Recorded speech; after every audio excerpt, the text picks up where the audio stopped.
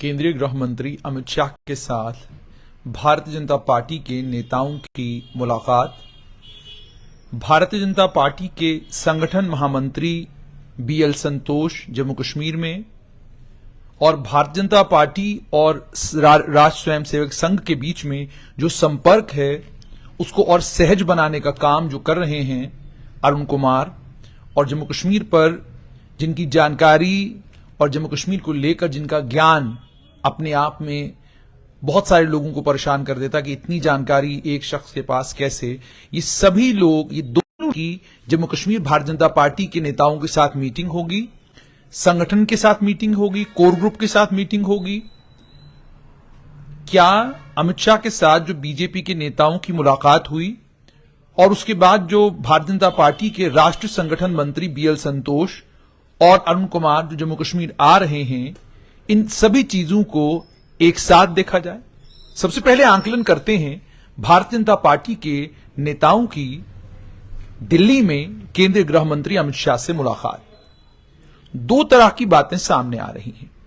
एक बात तो सामने यह आ रही है कि जम्मू कश्मीर के उपराज्यपाल लेफ्टिनेंट गवर्नर मनोज सिन्हा ने शिकायत की।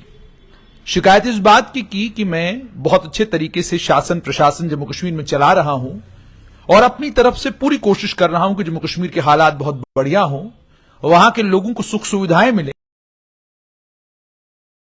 और बातों को लेफ्टिनेंट गवर्नर मनोज सिन्हा ने केंद्र सरकार को कुछ चीजों की जानकारी दी। उसके नतीजे में फौरन जो है भारतीय जनता पार्टी के नेताओं को केंद्रीय गृह मंत्री अमित शाह ने दिल्ली बुलाया। लेकिन उसके बाद जब जानकारी थोड़ी और एकत्र की तो पता चला कि ये मीटिंग जो आज हुई है ये 31 दिसंबर 2022 को होनी थी, लेकिन केंद्रीय गृह मंत्री अमित शाह व्यस्त थे अपने कुछ कार्यक्रमों में, उसके चलते मीटिंग हो नहीं पाई और उसके बाद जाकर कल यानी 9 जनवरी 2023 को ये मुलाकात हुई। इस मुलाकात में आज आपने अखबार के नेताओं ने जो सब बातें केंद्रीय गृह मंत्री के सामने रखी हैं, उन बातों को अगर आप ध्यान से और गहराई से देखें तो आपको लगेगा कि उन्होंने लेफ्टिनेंट गवर्नर मनोज सिन्हा के खिलाफ केंद्रीय गृह मंत्री के सामने शिकायत की है, क्योंकि ये वो सारे मुद्दे हैं, ज्वलंत मुद्दे हैं जम्मू कश्मीर के, जिन मुद्दों के ऊपर केंद्रीय गृह मंत्री से जब मुलाकात करते हैं भारतीय जनता पार्टी के नेता। मुद्दों की बात मैं करूंगा, मुद्दे इसलिए क्योंकि यहां पर लेफ्टिनेंट गवर्नर मनोज सिन्हा का प्रशासन है और ये तमाम चीजों का हल ढूंढना, इन तमाम चीजों को रिजॉल्व करने का काम लेफ्टिनेंट गवर्नर मनोज सिन्हा को करना है। ये उन्हीं के प्रशासन का काम है। केंद्रीय गृह मंत्रालय तो जम्मू कश्मीर के ऊपर से नजर रखने वाला काम कर रहा है, लेकिन जो काम, जैसे मिसाल के तौर पे क्या क्या मुद्दे उठाए गए, मैं इस पर अलग से आऊंगा कि राजौरी के डांगरी का मुद्दा। अब मैं जैसे राजौरी में हमला हुआ, इस आतंकी हमले में इसको नरसंहार कब कहा जा रहा है और नरसंहार ही है। इस नरसंहार में 7 लोगों की शहादत हुई और उसके बाद जो वहां पर 2 दिन जो घटनाक्रम हुआ, पहले दिन जब आतंकी आए और उसके बाद अगले दिन सुबह जो माइन ब्लास्ट हुआ, जाहिर सी बात है सवाल खड़े होते हैं पुलिस प्रशासन के ऊपर, पुलिस के ऊपर भी, प्रशासन के ऊपर भी, कि जिस दिन ये 1 तारीख को रात को ये आतंकी हमला होता है, रात को आपने जब कॉम्बिंग की तो आपको माइन क्यों नहीं नजर आई। तो ये जाहिर सी बात है, ये सवाल जो है या ये जो शिकायत है, जाहिर सी बात है, ये बात लेफ्टिनेंट गवर्नर के साथ भी की जा सकती थी कि आपके प्रशासन के लोग वहां पर थे, उन्हें ये चीजों का पता क्यों नहीं चला।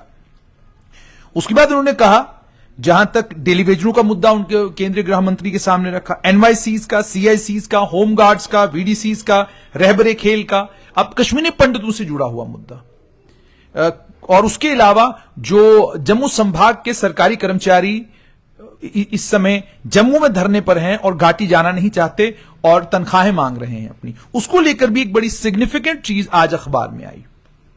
वो सिग्निफिकेंट चीज ये आई कि केंद्रीय गृह मंत्री ने कहा कि इनकी तनख्वाहें फौरन रिलीज की जानी चाहिए। अब लेफ्टिनेंट गवर्नर मनोज सिन्हा ने एक प्रेस वार्ता करते हुए साफ तौर पर यह कहा कि भाई जहां तक इनका कश्मीरी पंडितों का सवाल है, बिना काम के किसी को तनख्वाह नहीं मिलेगी।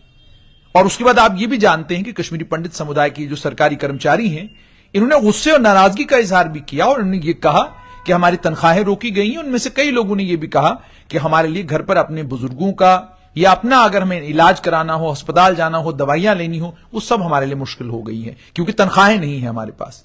तो इस बात को भी अगर आप थोड़ा सा ध्यान से सुने और समझें तो आपको समझ में आएगा कि ये वो सारे मुद्दे हैं। अब रहबरे खेल को लेकर की सरकार को लेना है। इसी तरीके से रहबरे जंगलात का मामला है, फैसला जम्मू कश्मीर की सरकार को करना है।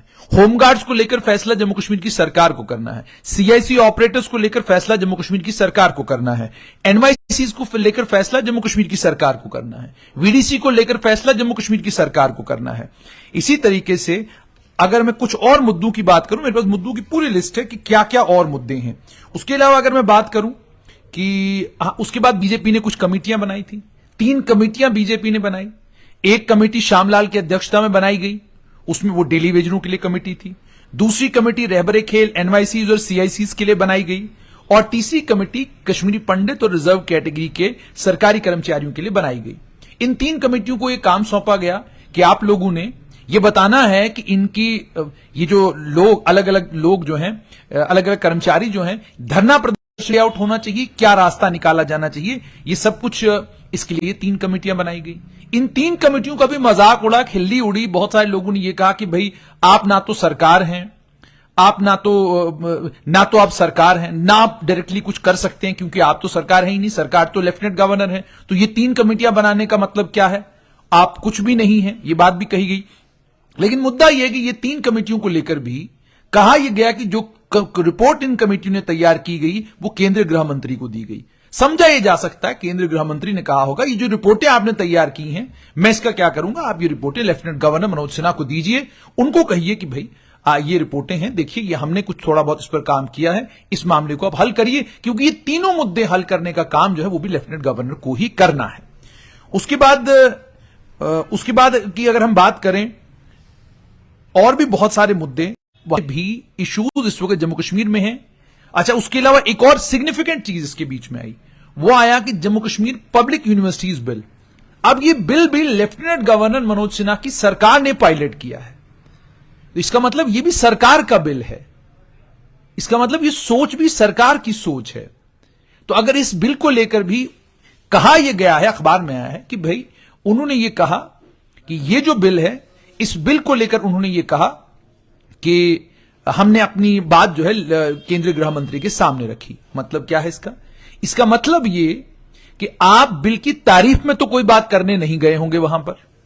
आपने अगर बिल को लेकर कोई बात की है तो आपने बिल को लेकर आप बिल का विरोध क्यों करते हैं, आप क्यों मानते हैं ये बिल गलत है, आप क्यों मानते हैं ये बिल जो है यूनिवर्सिटियों की से उनकी आजादी छीन लेगा, अन्य जो भी चीजें यूनिवर्सिटियों के अलग अलग लोगों ने कही हैं। तो वही बातें तो आपने केंद्रीय गृह मंत्री से करी होंगी, वहां तारीफ तो की नहीं होगी। मतलब ये मैं मोटा मोटा जो समझा जा सकता है इन सारी चीजों से। उसके बाद ये कहना, और एक और सिग्निफिकेंट चीज कि केंद्रीय गृह मंत्री ने यह कहा कि हम हर महीने मिला करेंगे। ये बात भी, ये क्लेम भी आया है। अगर ये कहा है केंद्रीय गृह मंत्री ने तो इसका मतलब यह है जहां लेफ्टिनेंट गवर्नर मनोज सिन्हा अपना फीडबैक केंद्र सरकार को देते हैं, वहीं पर अब केंद्र सरकार भारतीय जनता पार्टी के इस ग्रुप से फीडबैक लिया करेगी कि भाई क्या चल रहा है जम्मू कश्मीर में, हमें बताइए।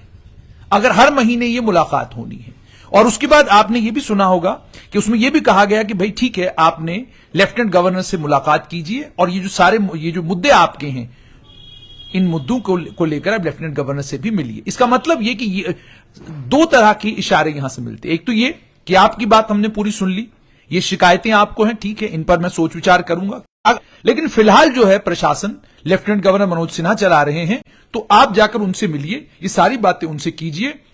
मैं भी आऊंगा और मैं जब मुलाकात करूंगा तो मैं भी ये सारे मुद्दे उनके साथ टेकअप करूंगा और मैं भी समीक्षा करूंगा कि जम्मू कश्मीर में आखिरकार चल क्या रहा है। उसके बाद एक और खबर निकल के आई कि केंद्रीय गृह मंत्री 13 तारीख को जम्मू कश्मीर आ सकते हैं। अभी संभावना हो सकता है 13 को ना आए, 17 को आ जाए, लेकिन आएंगे जम्मू कश्मीर, ये बात पक्की है।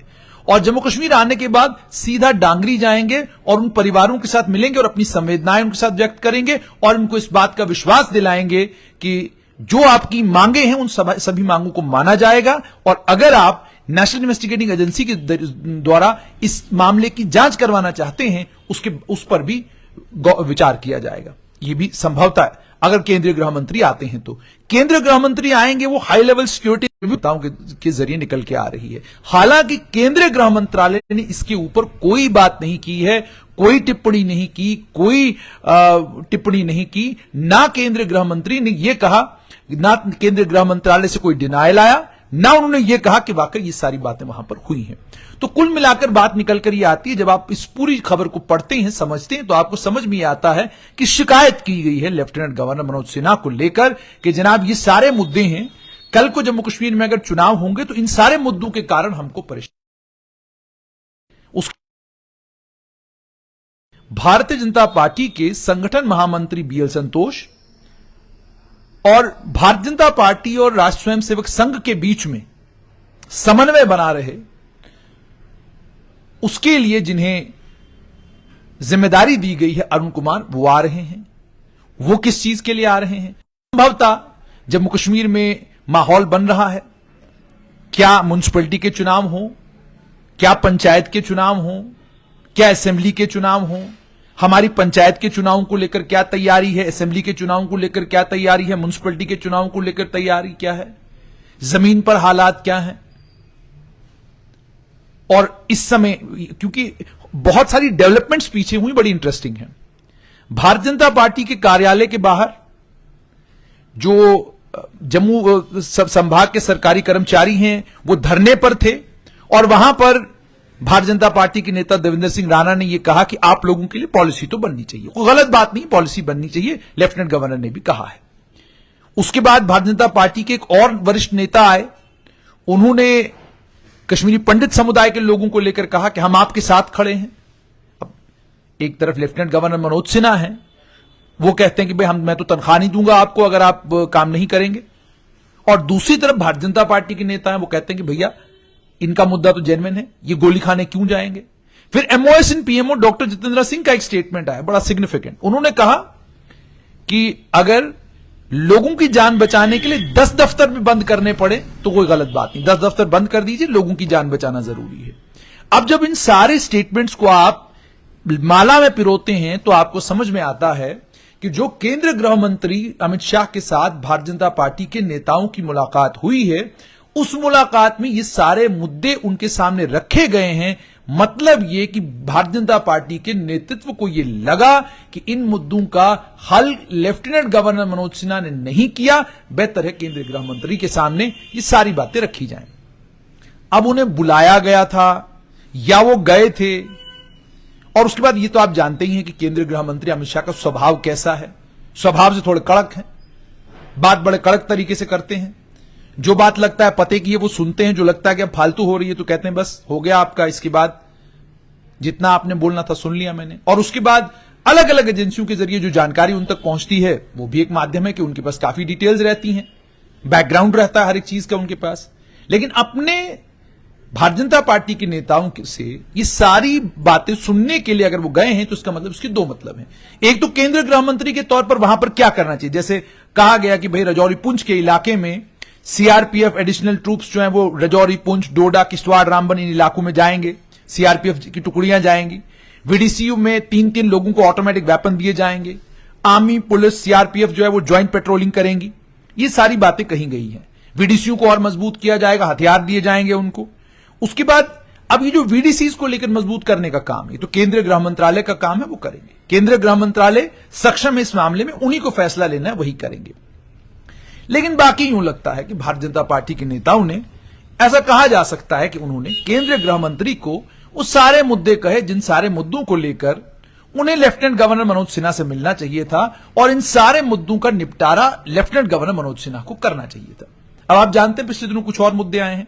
अभी ये स्टेट लैंड का मुद्दा आया है, इसको लेकर सुंदरबनी में प्रोटेस्ट हुआ। सुंदरबनी जो है भारतीय जनता पार्टी के प्रदेश अध्यक्ष का क्षेत्र है। तो ये चीजें जितनी भी हो रही हैं, इन तमाम चीजों का संज्ञान भी केंद्रीय गृह मंत्री ने लिया, और साथ में उन्होंने ये कहा होगा कि ठीक है मैं आऊंगा और जम्मू कश्मीर में एक high level security review meeting करेंगे और उसमें सारी बातें सुनूंगा कि आखिरकार ये डांगरी में। और ये भी कहा गया कि जिन लोगों ने गलती की है डांगरी में, जो लोग जिम्मेदार हैं डांगरी में जो अगले दिन हुआ या जो पहले दिन हुआ, उन लोगों के खिलाफ भी सख्त कानूनी कार्रवाई की जाएगी। इसके मामले में भी आपने देखा कि यूजुअली जब इस तरह के हादसे होते थे या इस तरह के नरसंहार हुए, ये पुराने वक्तों की बात मैं कर रहा हूं, जब लगता था कि भाई ठीक है, इस ऑफिसर ने इनकी क्या कहते हैं, इन ऑफिसरों की गलती की वजह से या गैर जिम्मेदारी की वजह से यह हादसा हुआ, तो फौरन उनके खिलाफ कार्रवाई हुआ करती थी। ये एक वो जमाना भी जम्मू कश्मीर में था। लेकिन अब जम्मू कश्मीर में चूंकि प्रशासन बदल चुका है, तो अब थोड़ा सा अलग तरीके से काम होते हैं।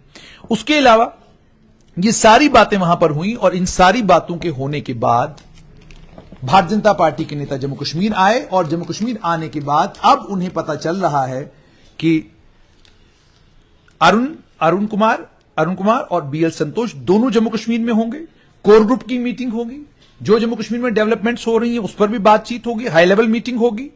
और जहां तक मैंने आपको कहा कि एक और बड़ी इंपॉर्टेंट चीज, लेफ्टिनेंट गवर्नर की प्रशासन को लेकर शिकायत हुई है, ये बात तो पक्की है कि भाई काम करने का जो तरीका है उसके कारण लोगों को जो सामने रखी गई है। लेकिन सारी बातों का जब आप निष्कर्ष निकालते हैं तो आपको यह पता चलता है, बात यह कही गई होगी कि आपकी मैंने सुन ली। फिलहाल लेफ्टिनेंट गवर्नर मनोज सिन्हा जम्मू कश्मीर के लेफ्टिनेंट गवर्नर हैं। जिन मुद्दों का हल केंद्रीय गृह मंत्रालय से होना होगा वो हम यहां से करेंगे, और जिनका हल लेफ्टिनेंट गवर्नर से ने करना होगा उनसे आपको मुलाकात करनी होगी और वो मुद्दे वहां पर हल होंगे। और दूसरा ये कि अरुण कुमार और बीएल संतोष अगर आए हैं तो संगठन के अंदर की तैयारी क्या है, चुनावों को लेकर संगठन कहां खड़ा है इस वक्त, और संगठन से यह समझना कि आप किन चुनावों के लिए तैयार हैं, ग्राउंड पर स्थिति क्या है, सरकार और भारतीय जनता पार्टी के बीच में समन्वय कितना है, इन सारी चीजों के ऊपर भी चर्चा हो सकती है। तो कुल मिलाकर ये कि केंद्रीय गृह मंत्री से एक लंबी मुलाकात हुई, शिकायतों भरी मुलाकात हुई। अब देखना यह है कि इन शिकायतों के बाद, उनकी डांट डपट के बाद भारतीय जनता पार्टी और लेफ्टिनेंट गवर्नर मनोज सिन्हा के बीच में रिश्ते कौन सा रूप लेते हैं, और आने वाले दिनों में जम्मू कश्मीर में चुनावों को लेकर क्या कुछ होता है, ये इन दो, क्योंकि घटनाक्रम सारा एक साथ हो रहा है। केंद्रीय गृह मंत्री से मुलाकात हो रही है और अब ये दो भारतीय जनता पार्टी के सबसे इंपॉर्टेंट, बीजेपी आरएसएस के सबसे इंपॉर्टेंट लोग जम्मू कश्मीर आ रहे हैं। तो डेवलपमेंट ऐसा लग रहा है कि कोई माहौल तैयार हो रहा है और कोई बड़ी डेवलपमेंट, कोई बहुत बड़ी डेवलपमेंट जल्द जम्मू कश्मीर में होने वाली है। होगी क्या, हमारी भी नजर रहेगी उस पर।